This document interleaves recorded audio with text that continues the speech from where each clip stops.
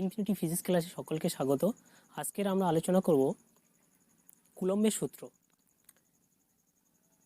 বিজ্ঞানী Charles Augustine day coulomb 1785-এ তিনি এই সূত্রটা এক্সপেরিমেন্ট করেছিলেন। এটি একটি এক্সপেরিমেন্টাল ল, অর্থাৎ পরীক্ষা লব্ধ সূত্র। তিনি প্রথমে দুটি স্থির বিন্দু আধান অর্থাৎ স্টেশনারি পয়েন্ট চার্জের মধ্যে আকর্ষণ ও বিকর্ষণ বল অনুভব করেছিলেন। দেখা যাক সূত্রটি কেমনভাবে তিনি প্রতিষ্ঠা করেছিলেন। দুটি স্থির বিন্দু আধান, একটি Q1 আর একটি Q2, তাদের মধ্যবর্তী দূরত্বটা R। তিনি প্রথমে বললেন যে এই দুটি স্থির বিন্দু আধানের মধ্যে আকর্ষণ বা বিকর্ষণ বল, এটাকে F দ্বারা ডিফাইন করলো। এই আকর্ষণ বা বিকর্ষণ বল আধান দুটির গুণফলের সমানুপাতিক, অর্থাৎ Q1 ইন্টু Q2, এবং উহাদের মধ্যাকার দূরত্বের বর্গের ব্যস্তানুপাতিক। এই সূত্রটি এটা কম্বাইন করে আমরা কেমন লিখতে পারি, যে F proportional to Q1 Q2 by d square, sorry এখানে R আছে, R স্কোয়ার। আরটা হলো এই আধান দুটির মধ্যাকার দূরত্ব। তাহলে বিবৃতি করলেন যে দুটি স্থির বিন্দু আধানের মধ্যে আকর্ষণ বা বিকর্ষণ বল আধান দুটির গুণফলের সমানুপাতিক এবং আধান দুটির মধ্যাকার দূরত্বের বর্গের ব্যস্তানুপাতিক। এই সূত্রটাকে ইনভার্স স্কোয়ার ল বলা হয়, কারণ এই যে দূরত্বের বর্গের ব্যস্তানুপাতিক, তাই এটাকে বলা হচ্ছে, সূত্রটাকে বলা হয় ইনভার্স স্কোয়ার ল। এবং এই সূত্রটি পরীক্ষালব্ধ সূত্র, এক্সপেরিমেন্টাল ল। এবং এখন আমরা পড়ব যে এই সূত্রের গাণিতিক রূপ। গাণিতিক রূপ কি করলেন, যে এই আকর্ষণ বিকর্ষণ বলে এই কনস্ট্যান্ট ধরলেন, তিনি একটা কনস্ট্যান্ট ধরলেন, এই প্রপোর্শনাল তুলে কনস্ট্যান্ট ধরলেন K into Q1 Q2 by R square. কেটাকে বলা হচ্ছে স্থির তড়িৎ ধ্রুবক। এই স্থির তড়িৎ ধ্রুবক কে, এই কে এর মান K equal to 1/K prime. CGS ইউনিটে কেটা শূন্য মাধ্যমের ক্ষেত্রে কে প্রাইমের মান 1, অতএব এফটা তখন হয়ে যাবে Q1 Q2 by R square. এটা সিজিএস পদ্ধতিতে এফ এর মান 1। এবং এসআই পদ্ধতির ক্ষেত্রে কেমন হয়, তখন এসআই পদ্ধতিতে কে এর মানটা হয়ে যায়, কে এর মান এসআই ইউনিটে কে এর মান K ইকুয়াল টু 1/4πε0, যেখানে ε0কে বলা হচ্ছে তড়িৎ ভেদ্যতা, শূন্য মাধ্যমে তড়িৎ ভেদ্যতা। এই ε0 মানটা হলো 8.854 ইন্টু 10⁻⁻12। এবং ইউনিটটা কেমন হবে, এখানে যদি আমি বসে ε0, তাহলে এখানে ε0 কুলম্ব স্কোয়ার, ε0 হলে কুলম্ব স্কোয়ার ইন্টু ডিস্টেন্সটা হচ্ছে মিটার ইনভার্স 2 এবং ফোর্স নিউটন ইনভার্স। এটা হচ্ছে ε0 মান। তাহলে এসআই পদ্ধতিতে এফ এর মানটা কেমন হবে, 1/4πε0 into Q1 Q2 by R square. এটা হচ্ছে এসআই পদ্ধতিতে আকর্ষণ বা বিকর্ষণ বলের মান। মানে এই ε0 মানটাকে আমি পুট করলে তখন এফ ইকুয়াল টু মান আসবে 9 into 10⁹ cross Q1 Q2 by R square.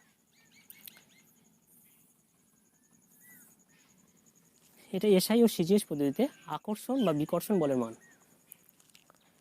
এখন যে কোনো মাধ্যমের ক্ষেত্রে এবং এই সূত্রটা শূন্য বা বায়ু মাধ্যমের ক্ষেত্রে যে কোনো মাধ্যমের ক্ষেত্রে কেমন হবে এই সূত্রটি,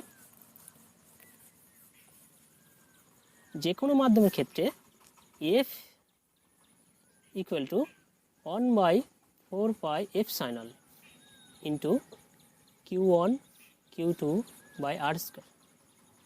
এই epsilon equal to epsilon 0 dot epsilon আর।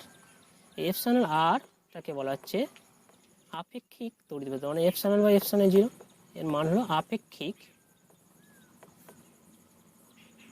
তড়িৎ ভেদ্যতা বা পরাবৈদ্যুতিক ধ্রুবক।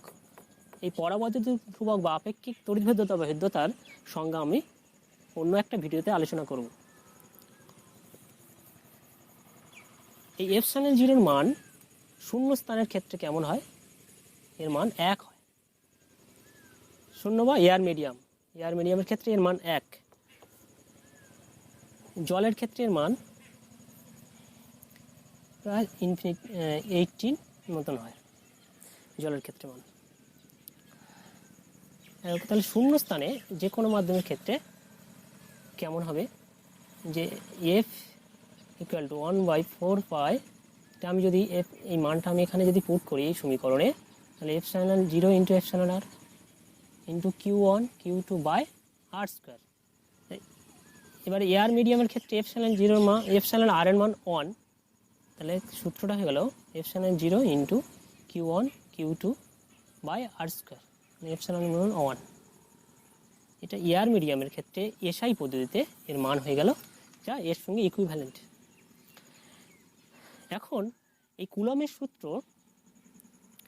এবং নিউটনের যে মহাকর্ষীয় বলের সূত্রের অনেকটা সাদৃশ্য, অনেকগুলি বৈসাদৃশ্য আমরা দেখতে পাই। যেমন নিউটন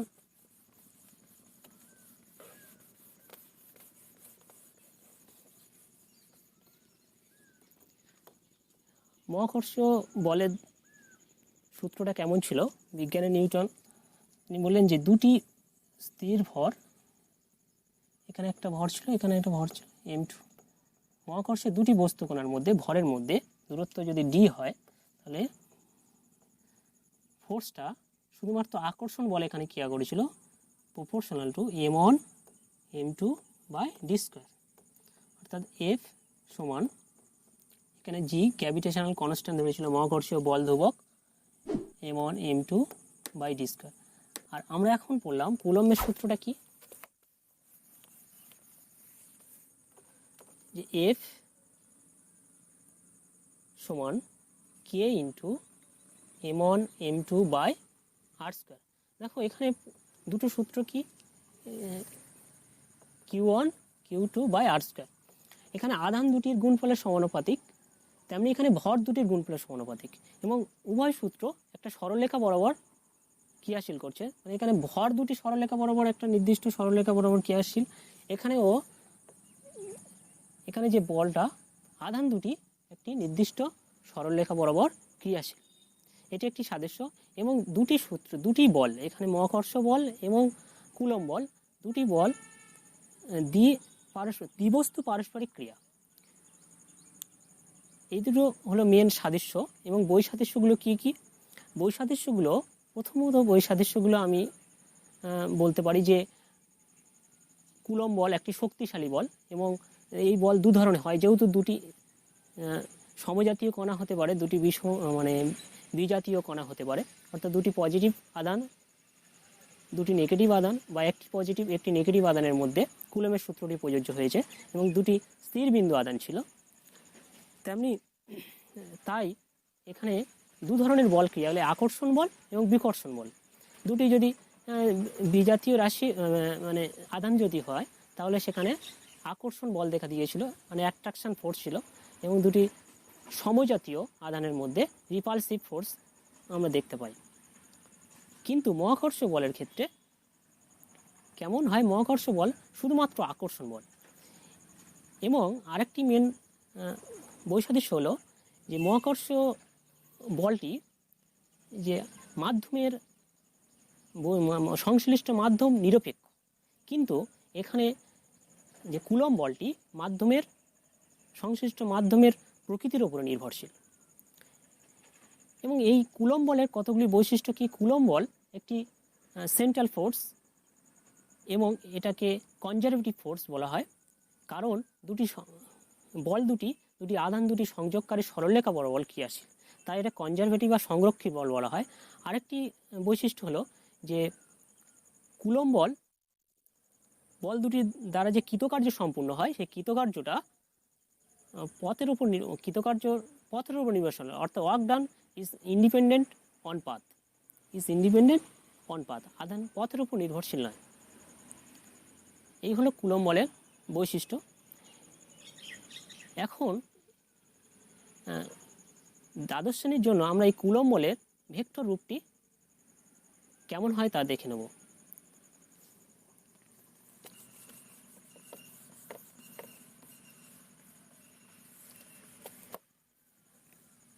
কুলম্ব সূত্রের ভেক্টর রূপ প্রতিষ্ঠা করার আগে আমি একটা ভেক্টরের ত্রিভুজ সূত্রটা আমরা স্মরণ করে নিই।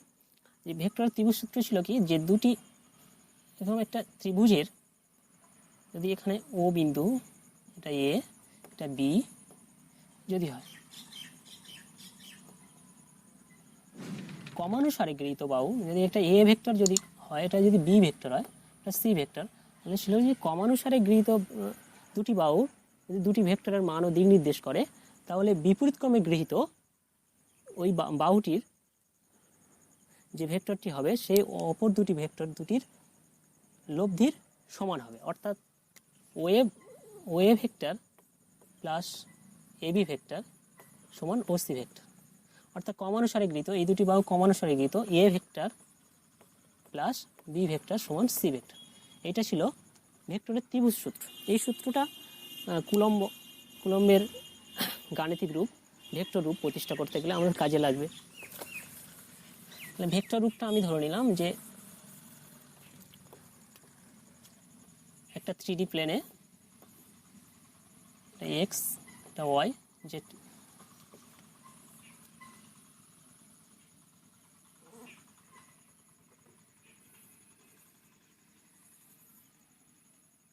এখানে Q1 আধান, এটা আধানটা Q1, স্থির বিন্দু আধান Q2, R2 ডিস্টেন্সে আছে মূল বিন্দু থেকে Q2 আধানটি R2 ডিস্টেন্স, এটা R1 ডিস্টেন্স আছে। তাহলে এদিক থেকে একটা ভেক্টর হবে, এদিক থেকে একটা ভেক্টর। এটাকে আমি ধরে নিলাম R12, এদিকে ধরে নিলাম R21। অর্থাৎ Q1 এর সাপেক্ষে Q2 এর অবস্থান ভেক্টর হলো R12 এবং Q2 আধানের সাপেক্ষে Q1 এর অবস্থান ভেক্টর হলো R21 ভেক্টর। তাহলে এখানে আমি এটা R1, এটা R2, আমি যদি R12 এটা কত হবে, অর্থাৎ R1 vector plus R12 equal to কত হলো R2, অর্থাৎ R12 সমান R2 minus R1। Similarly R21 এর ক্ষেত্রে কেমন হবে, R1 মাইনাস R2 হবে। এখন এই যে এদিক থেকে যে ফোর্সটা, আমি প্রথমে একটা ফোর্স আমি ধরে নিলাম F12 ফোর্স, অর্থাৎ Q1 আধানের জন্য Q2 এর ওপর আকর্ষণ বা বিকর্ষণ বল, সেটা কত হবে, সেটা হলো 1/4πε0 into Q1 Q2 by R12 square into, এখানে আমি যদি একটা ইউনিট ভেক্টর ধরি R12 ক্যাপ, আমরা জানি আর ক্যাপ যে কোনো জেনারেলের ক্ষেত্রে এই যে আর ক্যাপ সমান আর ভেক্টর বাই আর। তাহলে এখানে আমি ভেক্টর রূপটা আমি যদি লিখি 4/0 Q1 Q2 R12, এখানে কিউব হয়ে যাবে আর এখানে আর ভেক্টর 12। এই ফোর্সটা হলো Q1 আধানের জন্য Q2 এর ওপর আকর্ষণ বা বিকর্ষণ বল। এখন সিমিলারলি আমি F21 অর্থাৎ Q2 আধানের জন্য Q1 এর ওপর আকর্ষণ বা বিকর্ষণ বলটা কেমন হবে, 1 by 4 pi epsilon 0 into q1 q2 r21 square আমি একসঙ্গে লিখে দিলাম, এটা কিউ আর 21 ভেক্টর। দেখো F12 আর F21 পরস্পর বিপরীতমুখী বল, অর্থাৎ আমি এখানে লিখতে পারি F12 সমান মাইনাস অফ F21, কিন্তু এর ম্যাগনিটিউড সমান কিন্তু পরস্পর অভিমুখ বা দিক আলাদা। অর্থাৎ এই যে দুটি বল একে অপরের ওপরে নিউটনের থার্ড ল অনুযায়ী একে অপরের ওপরে ক্রিয়া প্রতিক্রিয়া, এটা যদি ক্রিয়া হয় এটা প্রতিক্রিয়া, এটা প্রতিক্রিয়া হলে এটা ক্রিয়া। এটা হলো কুলম্বের সূত্রের ভেক্টর রূপ।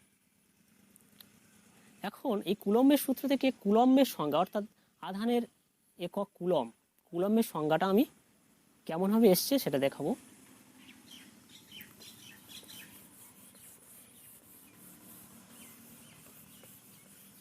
এসআই পদ্ধতিতে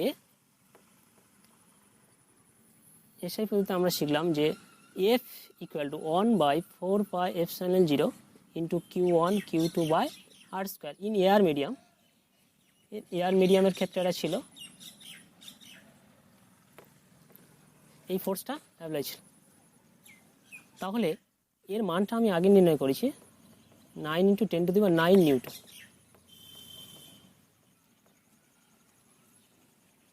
এই বল আর Q1 Q2 by R square. এবার Q1 আর Q2টা আমি যদি কিউ ধরে নিলাম, মানে দুটো সমজাতীয় আধান ধরলাম, আর আরটাকে ধরে নিলাম 1 মিটার, অর্থাৎ আর স্কোয়ারও 1 মিটার হবে। তাহলে সংজ্ঞাটা আমি কেমন পাবো? F ইকুয়াল টু তাহলে হয়ে যাবে 9 into 10 to the power 9 Newton. এত বল অ্যাপ্লাই হয়ে গেল। অর্থাৎ সংজ্ঞাটা আমি কেমন পাবো? এটা কুলম্বের সংজ্ঞা। দুটি সমজাতীয় আধান পরস্পর 1 মিটার দূরত্ব থেকে পরস্পরের উপর যদি 9 into 10 to the power 9 newton বল ক্রিয়া করে, তাহলে প্রতিটি আধানের মানকে 1 কুলম্ব বলা হয়।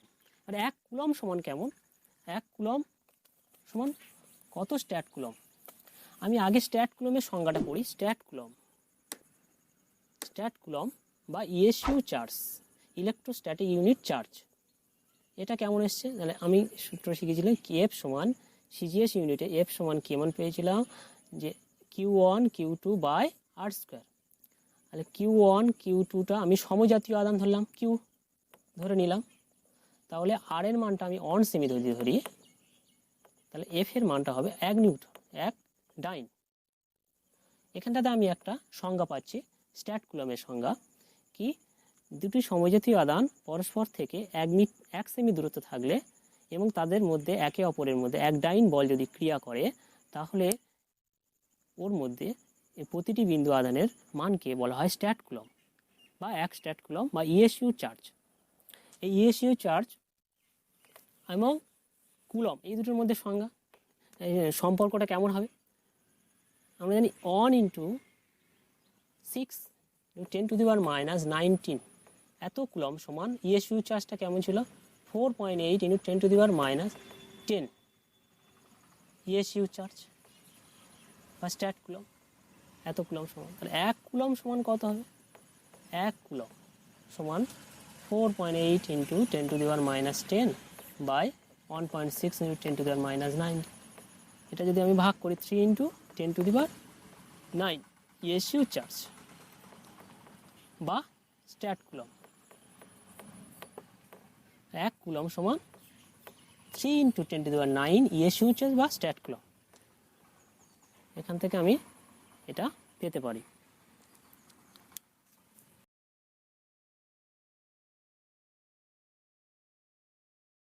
কুলম্বের সূত্রটি কোন কোন ক্ষেত্রে প্রযোজ্য এখন আমরা দেখিনি।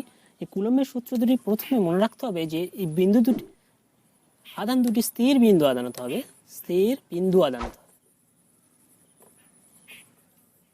অর্থাৎ স্টেশনারি পয়েন্ট চার্জ।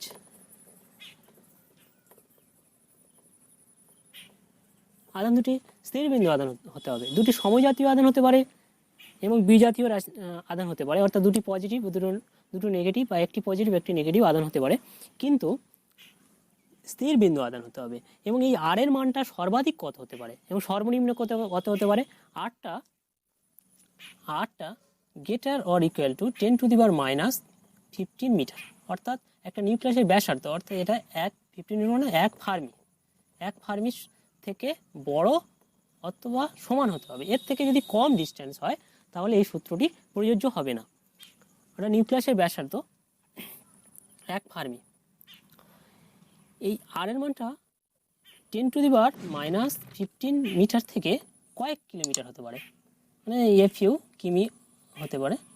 কিলোমিটার ক্ষেত্রে কিন্তু কুলম্বের সূত্রটি প্রযোজ্য হয়, এটাও আমাদের মনে রাখতে হবে।